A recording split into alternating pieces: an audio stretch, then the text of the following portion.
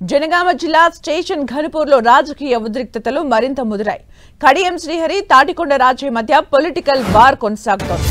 Station ఘనపూర్లో Rajaiah దిష్టిబొమ్మను Kadiyam వర్గీయులు దహనం చేశారు.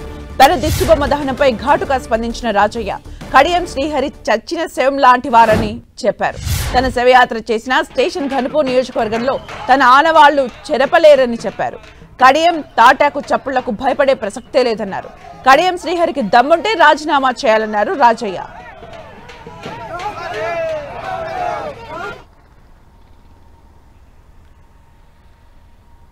మరిన్ని అప్డేట్స్ మా ప్రతినిధి కేకే అందిస్తారు. కేకే,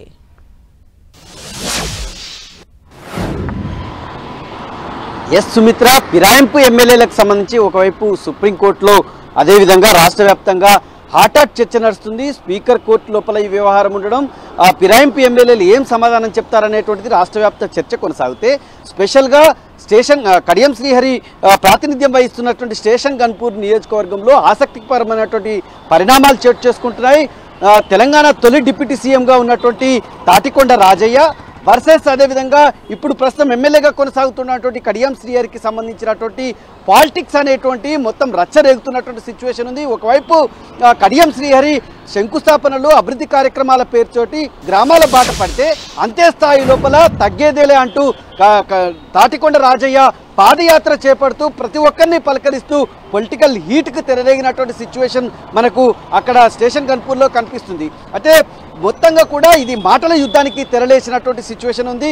కడియం శ్రీహరి ఏదైతే ఉన్నాడో తాను ఖచ్చితంగా అంటే విలువలకు ప్రతిరూపమైనటువంటి ప్రతిరూపంగా చెప్పుకునేటువంటి కడియం శ్రీహరి ఏ విలువలకు కట్టుబడి ఇప్పుడు బీఆర్ఎస్లో కొనసాగి బీఆర్ఎస్లో గెలిచి కాంగ్రెస్లో కొనసాగుతున్నాడు. కనీసం కడియం శ్రీహరి ఏ పార్టీలో ఉన్నాననేటువంటి చెప్పడానికి కూడా భయపడుతున్నాడు.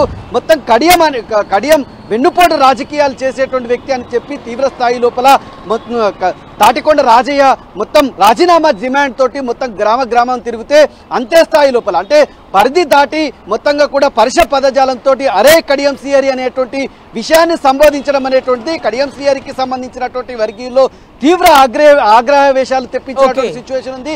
మొత్తం దీనిపైన రియాక్ట్ అయినటువంటి కడియం శ్రీహరి వర్గీయులు తాటికొండ రాజయ్యకు సంబంధించినటువంటి దిష్టి బొమ్మతోటి ఊరేగించడం, శవయాత్ర నిర్వహించడం తోటి పొలిటికల్ హీట్ మరింత రేగినటువంటి సిచ్యువేషన్ ఉంది.